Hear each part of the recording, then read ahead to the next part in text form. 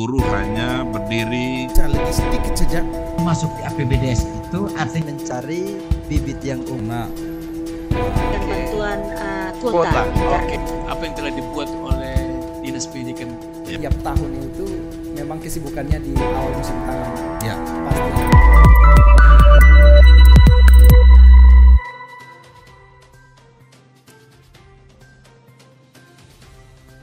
Selamat pagi sahabat, live dari Restoran Dapur Kupang. Inilah Opsi Talk Show bersama saya Victor Bisa.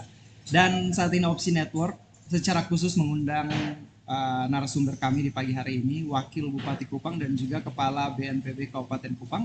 Dan hari ini telah hadir salah satu dari narasumber kami dari BPBD Kabupaten Kupang, Bapak Dr. Andus Titus S. Tinenti, MSI, Kepala Pelaksana BPBD Kabupaten Kupang.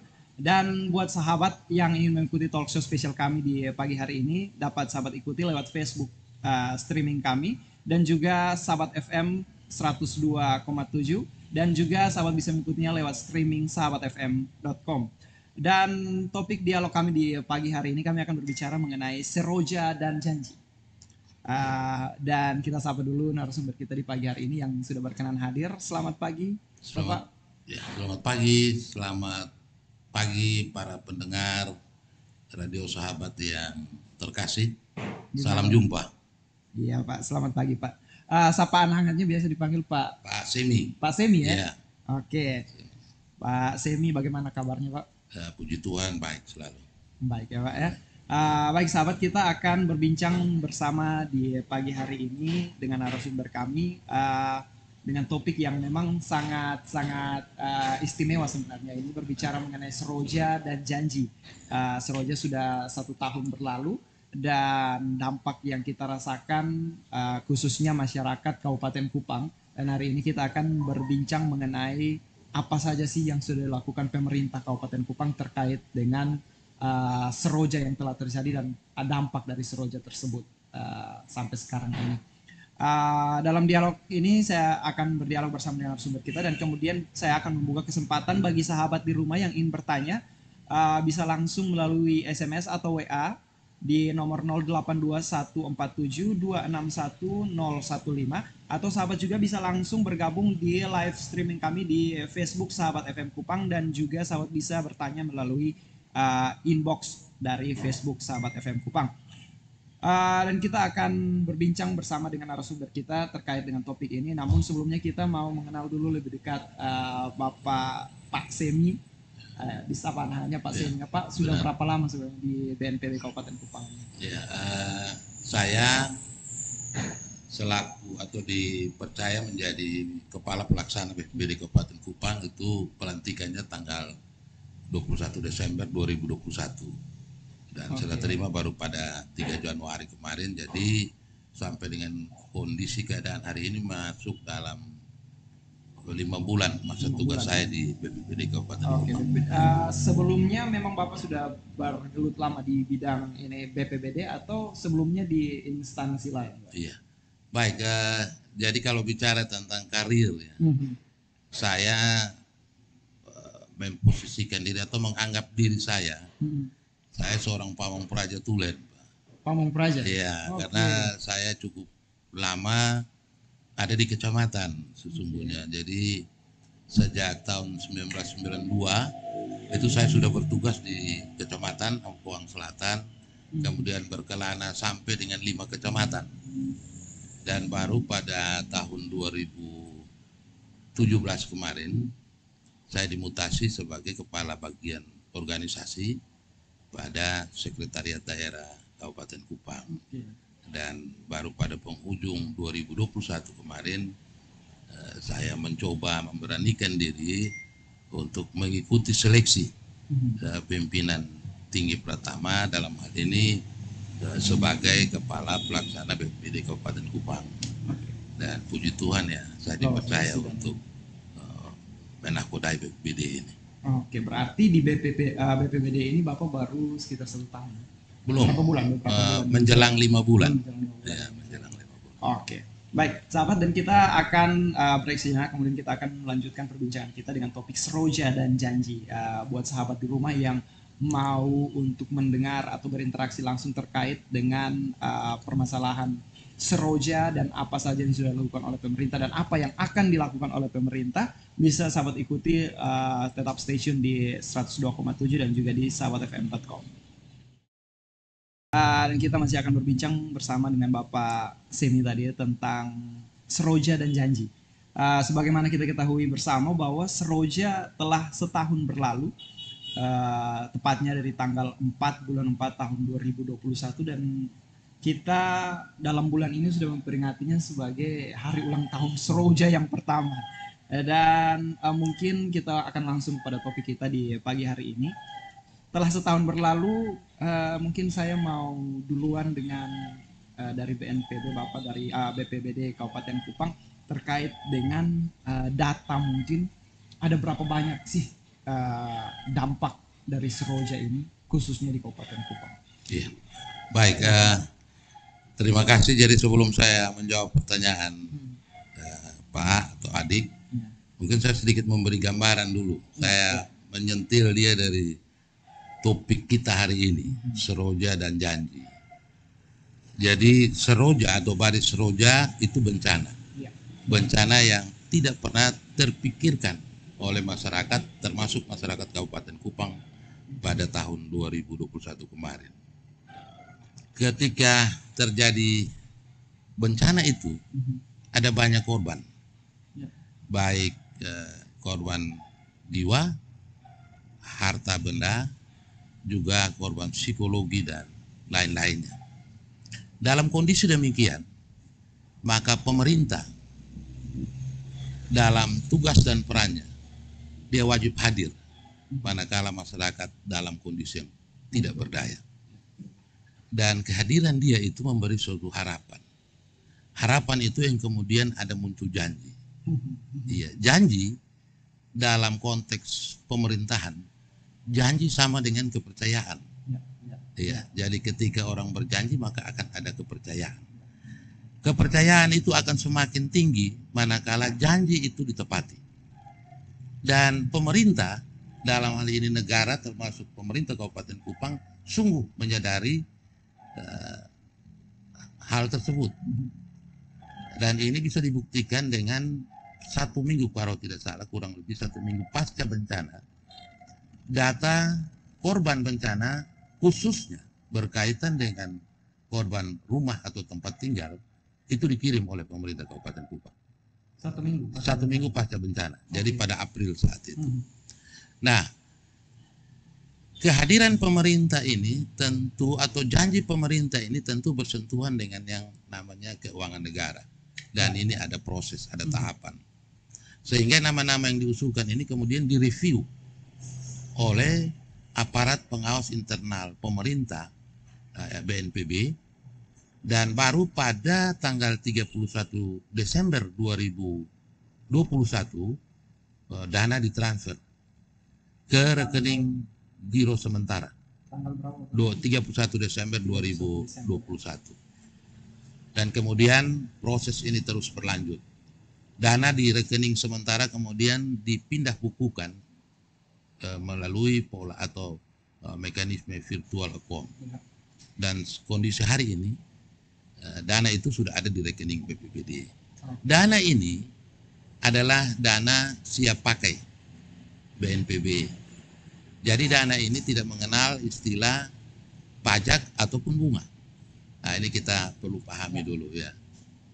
Nah, kemudian setelah dana ini ada, maka ada tahapan-tahapan yang harus dilakukan oleh BPBD sebagai perangkat penyelenggara penyaluran bantuan stimulan perbaikan rumah korban bencana Seroja.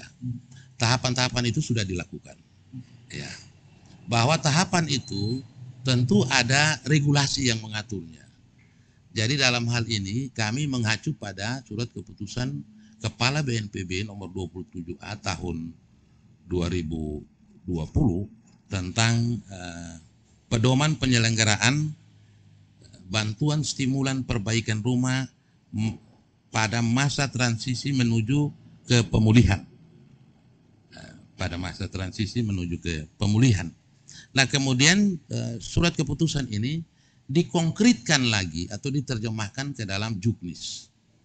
Nah Juknis kami telah ditetapkan oleh Pak Bupati Kupang dengan nomor 491 garing Kep garing HK tahun 2022.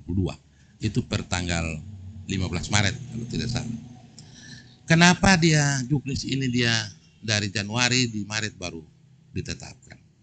Juknis menjadi buku suci BPBD dan stakeholder penyelenggara kegiatan ini. Jadi setelah disusun, didiskusikan, kemudian dikonsultasikan lagi ke BNPB.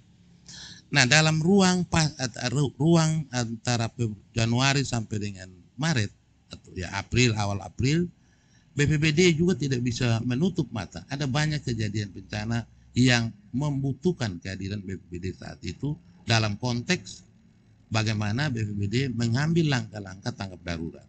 Ini juga mempengaruhi. Sehingga baru ditetapkan dan berdasarkan Juknis yang telah ditetapkan ini BPBD sudah mulai melakukan kegiatannya. Ya. Jadi ada tahapan-tahapan yang harus dilalui. Yang pertama itu setelah jadi hasil review BNPB itu menetapkan ada 11.036 KK. 11.036 KK ya masyarakat rumah yang tersebar di 177 desa kelurahan. Jadi kita seluruh desa kelurahan ada korban, ya ada korban. Nah nama-nama ini yang setelah kita mendapatkan ini harus dilakukan pemutahiran data.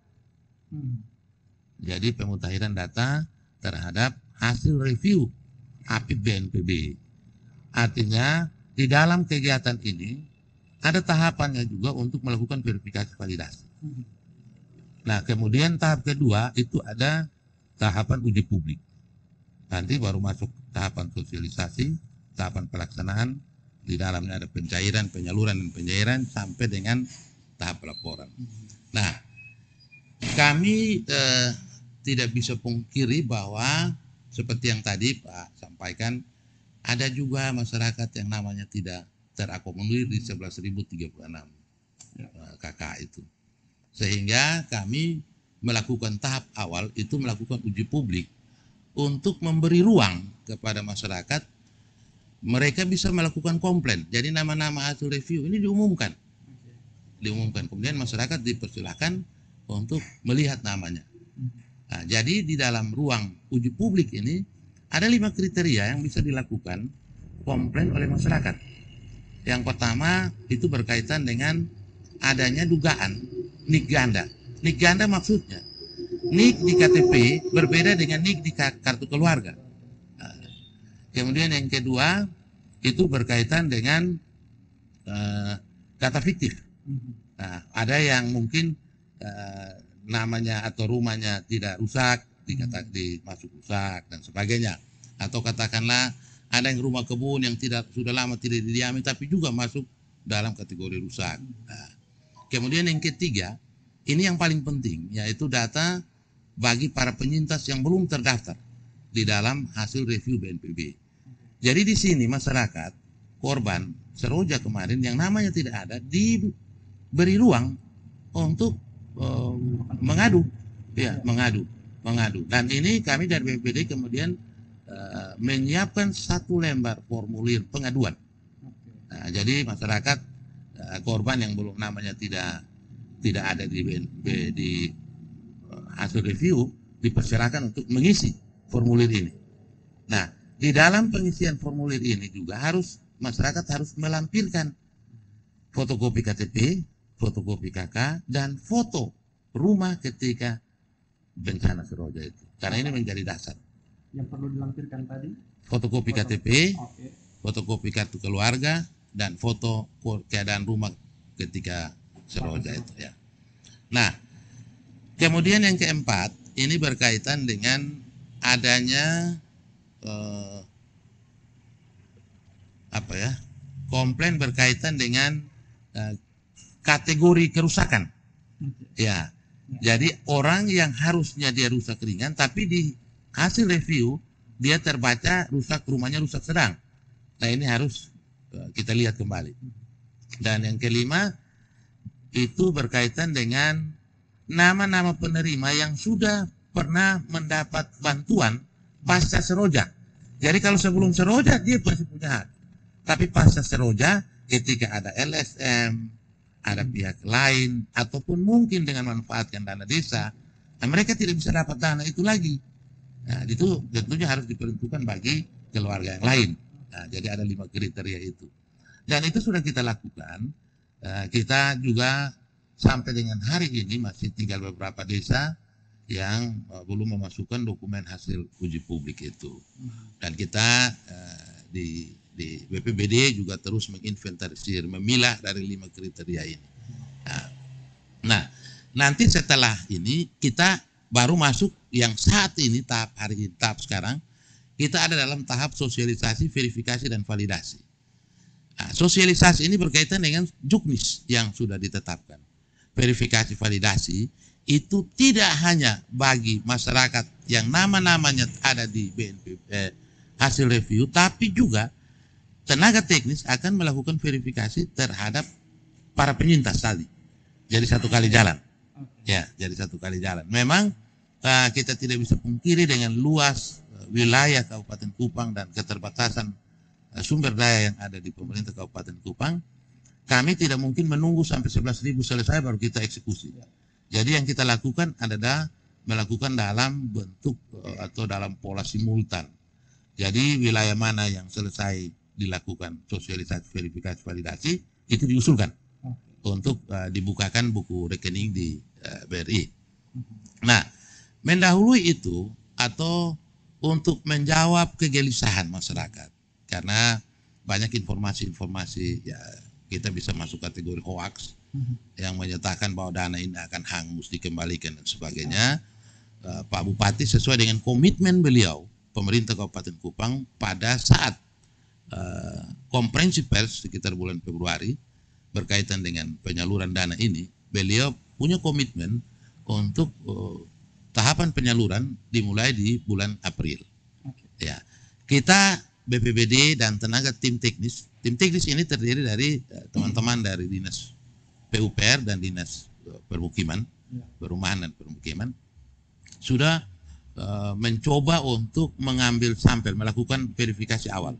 Kegiatan sosialisasi sudah kita mulai dari Kecamatan Taibenu.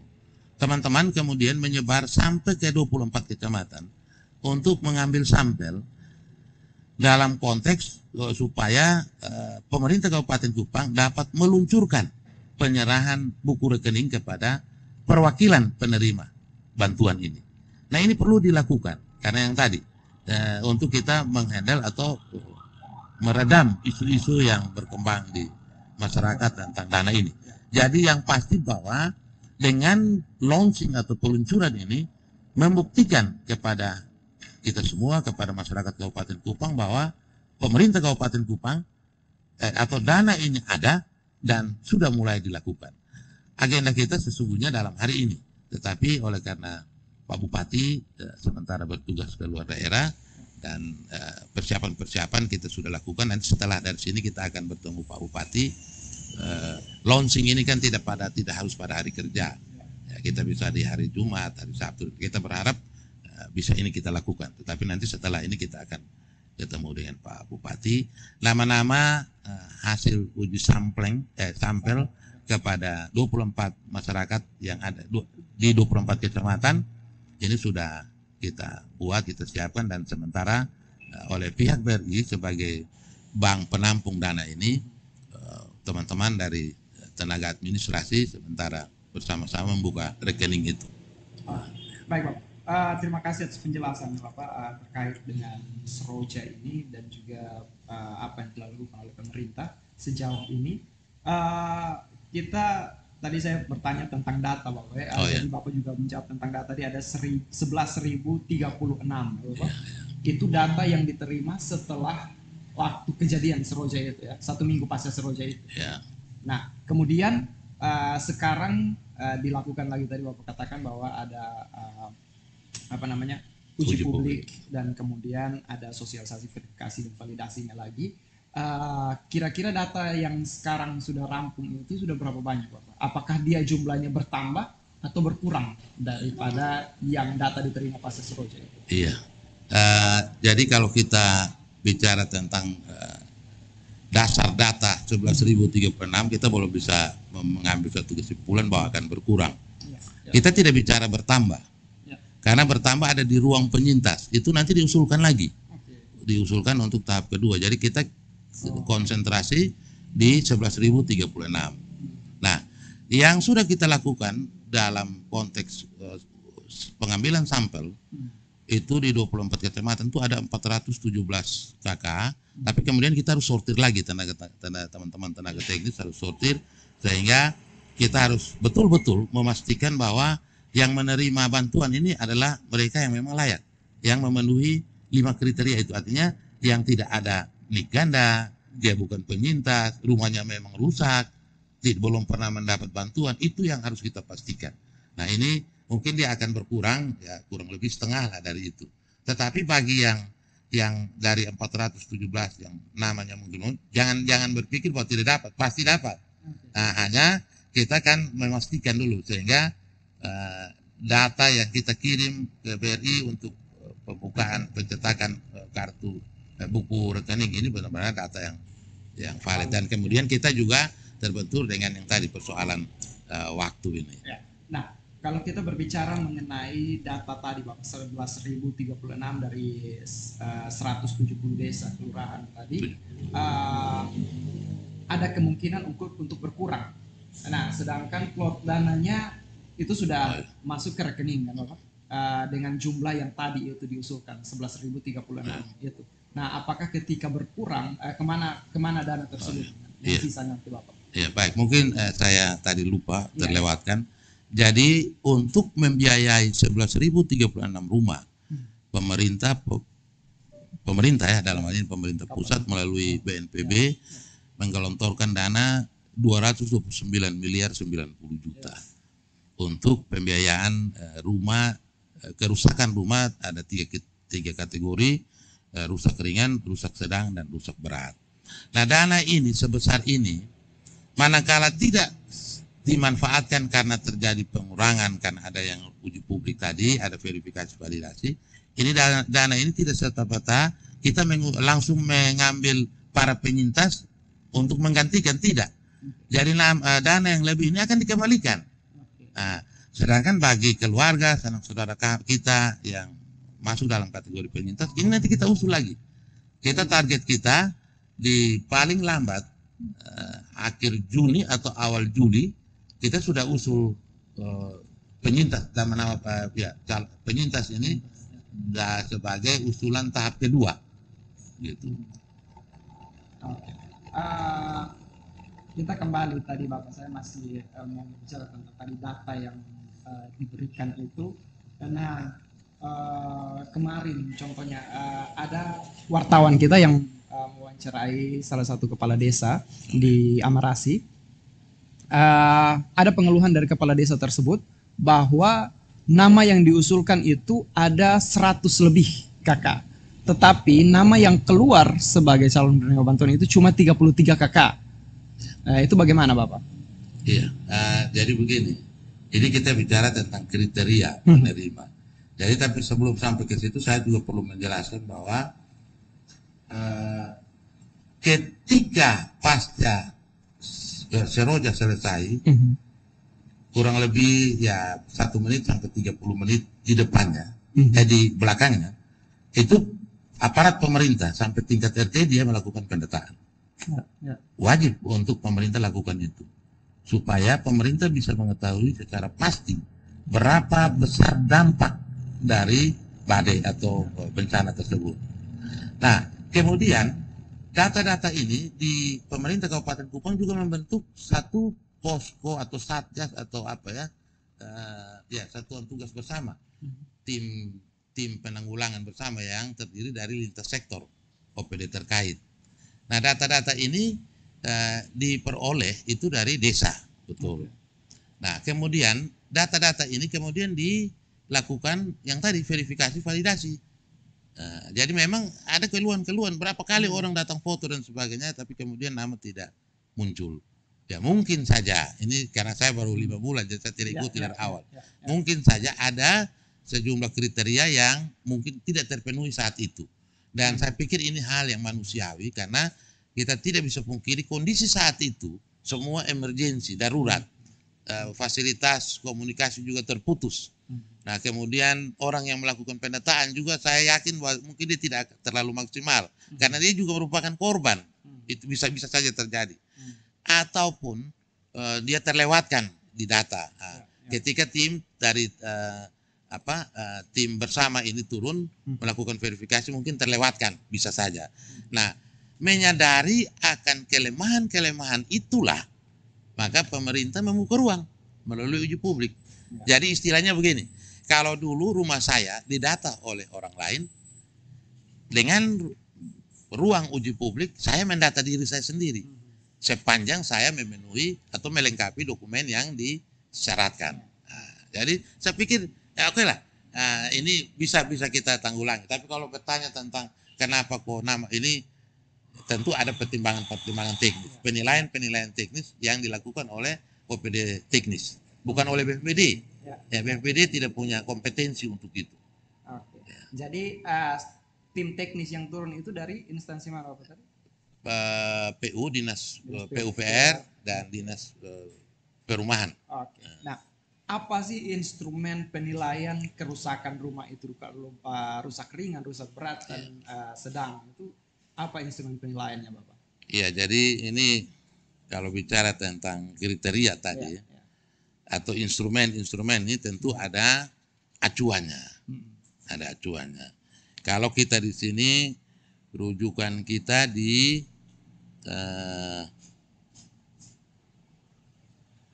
keputusan Kepala BNPB nomor 5 tahun 2017 kalau tidak salah. Nah, ini salah satu contoh begini. Bagi rumah yang permanen, dia kategori kerusakan ini kan ketika kerusakan ada grade ya, 0 sampai 30% dia masuk kategori ringan, 30 sampai sekian sedang, dan dari sini sekian dia rusak berat. Nah, itu yang dipakai. Ya. Oke. Pertanyaan yang berikut Bapak, kita akan berbicara tentang dari kategori kerusakan sudah, instrumen penilaiannya juga sudah Bapak sudah jelaskan kepada kita. Nah sekarang tadi ada satu hal menarik yang Bapak katakan bahwa kalau ada pihak lain yang sebenarnya sudah membantu, berarti sudah dia tidak dapatkan lagi. Nah bagaimana dari BPBD mengetahui bahwa mereka itu sudah dibantu, dan kemudian kalau seandainya mereka sudah dibantu pun juga Bapak, contohnya mungkin rumah saya rumahnya atapnya hilang semua, tetapi kemudian temboknya sebelah rubuh, kemudian saya hanya dibantu seng 10 lembar, apakah itu berarti bahwa saya tidak akan dapat lagi? Oke, silakan. Iya, baik. Jadi ini pembangunan rumah ini kan ada 2 tipe. Rumah hunian sementara, dan hunian tetap. Yang dimaksud dengan sudah mendapat bantuan itu adalah rumah yang sudah dibangun lagi. Jadi bukan kerusakan. Kalau itu kerusakan. Berarti kalau rumah yang sudah dibangun lagi itu mereka tidak lagi mendapatkan bantuan dari pemerintah. Dan kira-kira ini kapan sih Bapak realisasinya? Iya, jadi begini, yang tadi saya bilang bahwa konsep penyaluran ini kita lakukan secara simultan. Jadi sambil, kalau katakanlah hari ini kita selesai di Kecamatan Kupang Tengah, kita akan bergeser ke kecamatan yang lain. Tapi Kupang Tengah dia sudah mulai berproses. Berproses karena dana ini ketika sudah ada dalam buku rekening masyarakat, kapan dia cair ini sangat tergantung dari masyarakat itu sendiri. Jadi bukan lagi kepada kita. Kita hanya untuk melakukan penilaian atas persyaratan administrasi yang disyaratkan. Sedangkan masyarakat lah yang melakukan. Contoh beginilah. Ini saya juga agak agak melewatkan sedikit. Jadi yang perlu kita pahami bahwa bantuan ini adalah bantuan stimulan perbaikan rumah. Jadi titik fokus kita ada di rumah. Nah, contoh bagi yang rusak ringan, karena di situ dalam pola pencairan itu kita mengenal ada yang namanya reimbursement atau ganti rugi, kompensasi. Jadi contoh, ketika rumah saya rusak ringan, kan saya tidak mungkin tunggu 1 tahun baru ada uang dari pemerintah. Saya sudah kerja.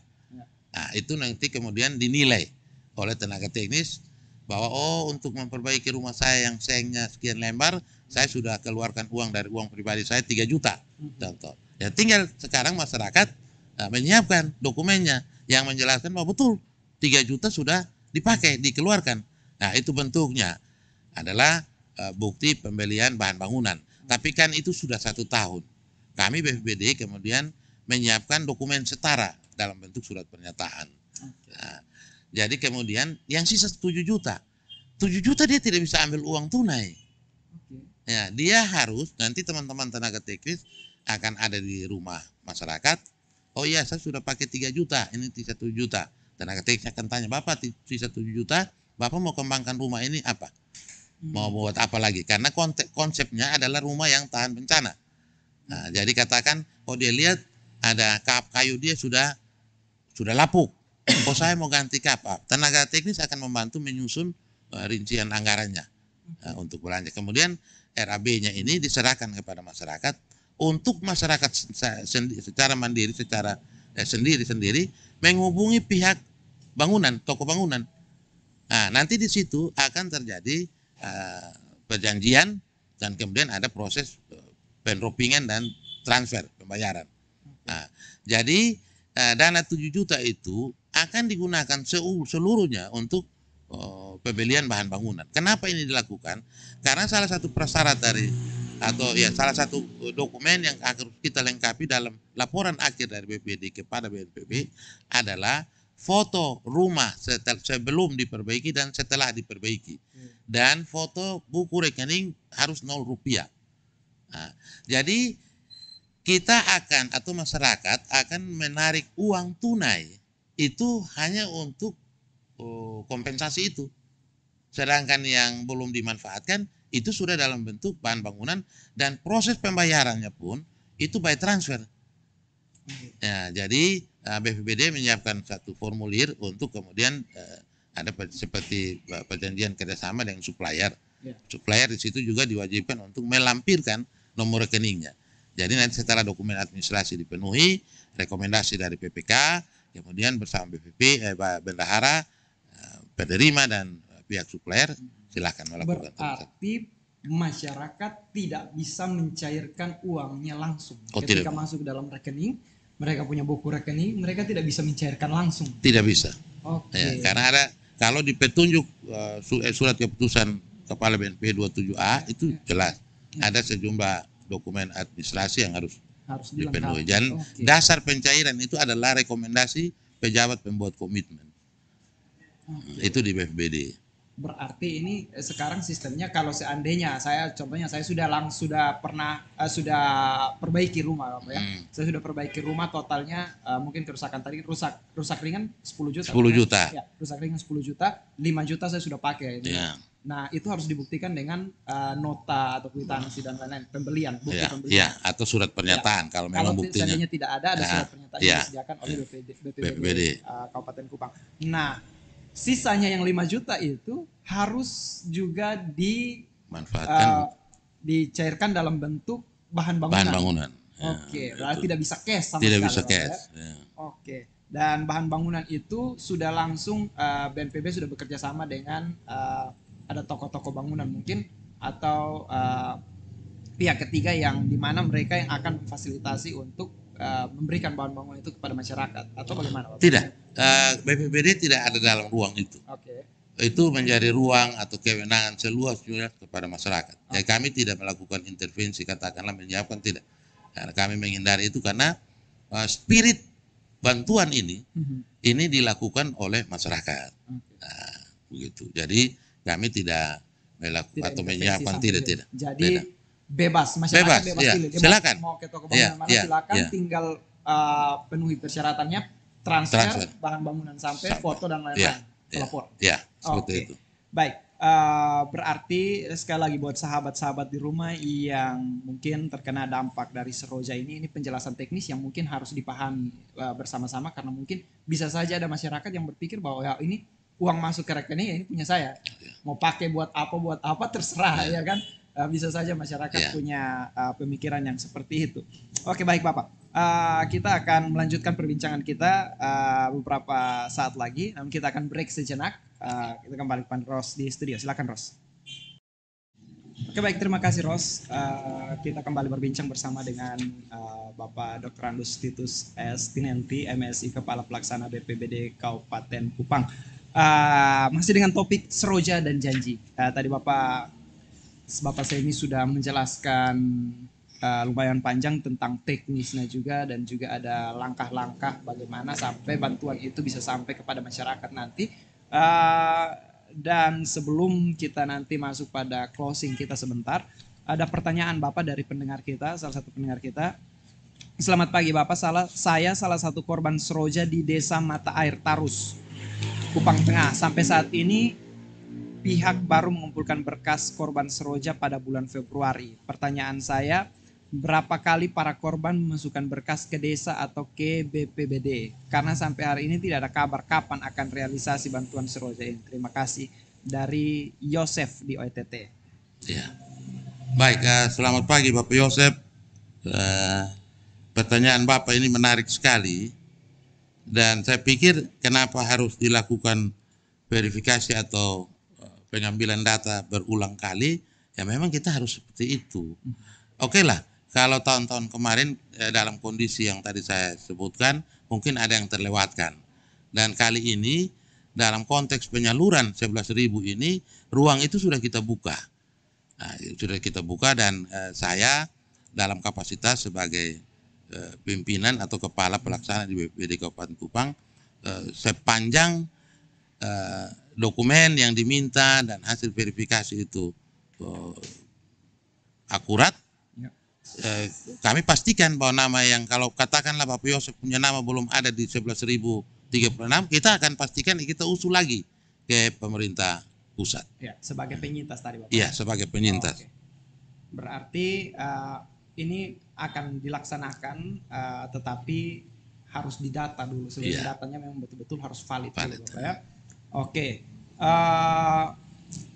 sekarang mungkin kita akan masuk dalam perbincangan closing kita, tetapi ada pertanyaan juga Bapak, apakah ini hanya untuk rumah tinggal saja, ataukah juga kalau seandainya ada bangunan-bangunan instansi-instansi yang rusak itu juga tercakup di dalam?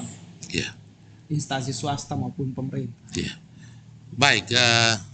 Data tentang kerusakan akibat bencana Seroja itu dilakukan untuk semua sektor. Ya. Kali ini pemerintah lebih fokus pada pemulihan, perbaikan rumah. Kita juga kita juga sudah mengirimkan proposal kita untuk perbaikan atau rekonstruksi dan rehabilitasi fasilitas umum yang ada di wilayah Kabupaten Kupang. Nah, inilah yang kenapa menjadi hal penting bagi kita semua, tidak hanya bagi BPBD Kabupaten Kupang, untuk mari bersama-sama kita, pemerintah dan masyarakat, kita sama-sama bisa saling mendukung sehingga tahapan pertama ini untuk penyaluran dan pencairan dana untuk 11.036 KK ini bisa boleh berjalan baik. Karena ini bagi kami ini menjadi barometer untuk dua konsep besar yang mau pemerintah Kabupaten Kupang lakukan. Yang pertama yaitu yang tadi mengusulkan lagi tahap kedua yang saudara-saudara kita sebagai penyintas. Dan yang lebih penting, yang juga tidak kalah penting adalah bagaimana kita bisa mendapat bantuan sejenis untuk rehabilitasi dan rekonstruksi dan rehabilitasi berbagai fasilitas umum, termasuk yang tadi Pak bilang, baik sekolah, baik gereja, baik gedung-gedung pemerintah, itu baik. Jadi dia ada 5 bidang yang nanti kita akomodir di dalamnya, yaitu infrastruktur perumahan, pariwisata, peternakan, perikanan. Nah itu kita sementara mendata, bukan mendata, datanya sudah ada, kita sementara verifikasi untuk kemudian kita usul ya, kan kalau di BPBD ini mekanismenya kita semua kerusakan kita data dalam satu dokumen yang namanya R3P. Nah kemudian dari R3P ini kita kita sinkronkan kembali dengan OPD teknis. Jadi katakanlah jembatan di Tarus, dia putus, kita masuk di R3P. Tapi sebelum kita usulkan ke pemerintah, kita lihat lagi apakah ini sudah dibangun oleh PU atau diusul lewat Kementerian PUPR. Kalau itu sudah, maka kita kita lewat. Kita nanti masuknya lewat BNPB untuk fasilitas yang lain gitu. Oke, baik. Ada satu pertanyaan lagi Bapak. Berapa besar dana yang disiapkan per kategori? Misalnya kita masyarakat mengambil inisiatif untuk memperbaiki kerusakan dengan dana sendiri dan dana lebih besar dari yang disiapkan. Bagaimana? Misalnya dana kita dikeluarkan 25 juta sementara menurut data BPBD kategori kita hanya 10 juta. Iya. Baik, jadi kalau di kriteria yang telah diatur oleh pemerintah, bantuan ini tidak memperhitungkan nilai kerusakan. Konteksnya adalah stimulan. Ya, artinya dia membantu untuk merangsang, untuk membantu kemudian masyarakat. Jadi bagi masyarakat yang sudah mengeluarkan uang untuk memperbaiki ataupun membangun baru, melebihi dana yang sudah dianggarkan, yang ditetapkan, jadi yang rusak ringan itu 10 juta, rusak sedang itu 25 juta, dan rusak berat itu 50 juta, tetap dibayar sesuai kategori itu. Ya, jadi rusak berat sudah bangun kita menghabiskan dana 70-80 juta, tetap yang dibayar adalah 50 juta. Ya. Oke, berarti itu sudah fix, Bapak, sudah fix ya. Dan tidak bisa dirubah. Ya. Oke, pertanyaan yang berikut Bapak, jadi ini kira-kira kapan dananya dapat disalurkan? Iya, jadi ini pertanyaan yang mungkin dari masyarakat. Iya. Saya sangat memahami, dan kalau saya jadi masyarakat saya juga tanya seperti itu, Pak. Ya. Memang ini sesuatu yang kita sebagai orang buat beragama ya, khususnya kita umat Kristiani, ini bantuan ini bentuk dari atau jawaban dari Tuhan terhadap pergumulan kita. Tapi saya mewakili pemerintah Kabupaten Kupang tentu berharap uang suada, Tapi Papa dong, mari kita kerja sama-sama sehingga ke depan tidak ada yang dirugikan. Baik kami sebagai pihak penyelenggara maupun Bapak Mama. Kenapa Bapak Mama? Karena ini dana nanti masuk di rekening Bapak Mama, kemudian Bapak Mama dorang juga yang kelola. Nah, tadi saya sudah bilang bahwa penyaluran buku ini akan dilakukan, kita nanti sebentar akan mendapat kepastian waktu dari Pak Bupati. Ya, kalau bisa di besok atau lusa kita bisa lakukan. Kalaupun tidak mungkin habis Lebaran. Tapi pasti akan dilakukan karena secepatnya. Nah, ini dilakukan juga secara simultan. Karena kalau kita mau menunggu secara keseluruhan kita lakukan sosialisasi, verifikasi, validasi, maka ini saya yakin akan lama sekali. Jadi kepada Bapak Mama semua yang pergumulannya telah Tuhan jawab, mari kita terus bersabar. Kita akan memang memberikan yang terbaik lah. Berikan yang terbaik kepada masyarakat. Baik, satu pertanyaan terakhir Bapak. Tadi Bapak katakan juga bahwa ini juga dalam masa tahap sosialisasi Bapak ya. Iya. Nah, dalam tahap sosialisasi ini apa yang dilakukan oleh BPBD Kabupaten Kupang? Sosialisasi, kan tadi ada tahap sosialisasi, verifikasi, dan validasi. Nah, dalam tahap sosialisasi ini apa yang dilakukan? Iya, baik. Jadi nanti di tahap sosialisasi terhadap Juknis nomor 491 ini atau Juknis yang telah ditetapkan oleh dengan surat keputusan Bupati Kupang nomor 491 2022 itu tim teknis dan tim koordinasi pemerintah Kabupaten Kupang akan melakukan sosialisasi di tingkat kecamatan dan akan melakukan pendampingan di tingkat desa. Jadi sosialisasi ini diperuntukkan untuk nama-nama para penerima yang nama-namanya sudah ada tentang bagaimana tata cara, bagaimana kriteria, bagaimana kemudian tahapan proses penyaluran, pencairan, sampai dengan pertanggungjawaban. Nah, itu kita akan jelaskan di ruang sosialisasi itu.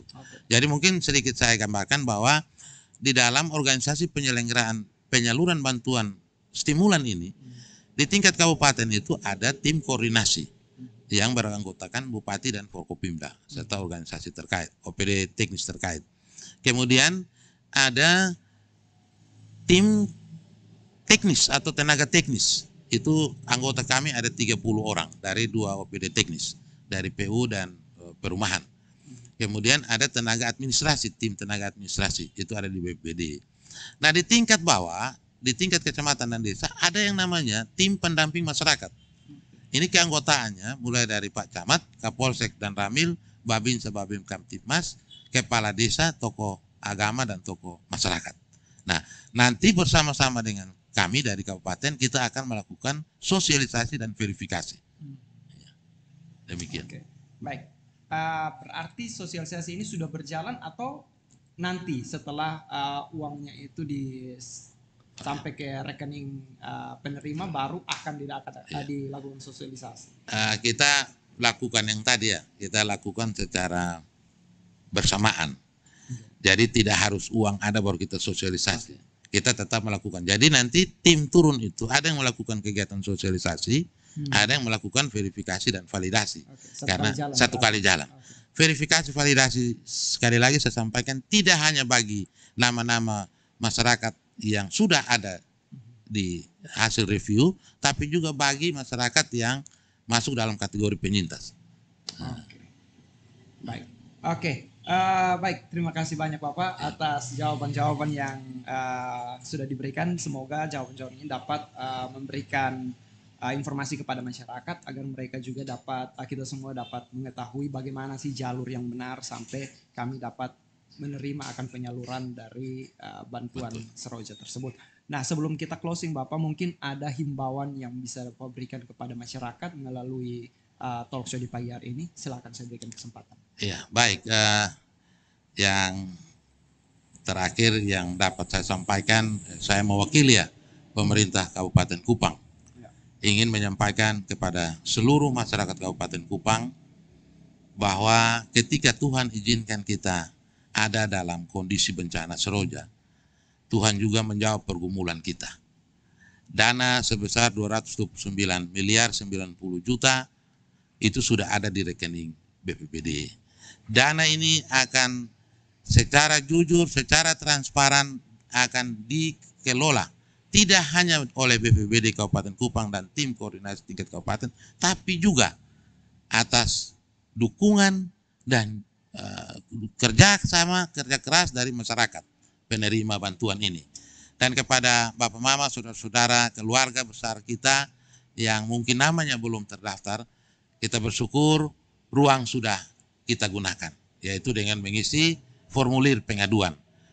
Kami mohon dukungan, kita bersabar, kita tetap melakukan sesuai tahapan-tahapannya, sehingga kita jangan sampai melangkahi satu tahap pun.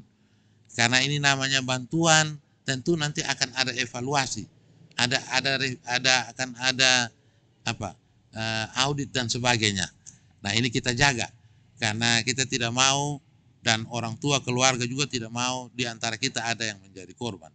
Nah, korban karena keteledoran kita, kelalaian kita, atau ketidaksengajaan kita yang melewati tahapan-tahapan yang sudah diatur di dalam aturan yang diturunkan. Nah, jadi sekali lagi kita tetap bersabar. Kami dari kabupaten akan terus berusaha semaksimal mungkin memberikan yang terbaik bagi masyarakat Kabupaten Kupang.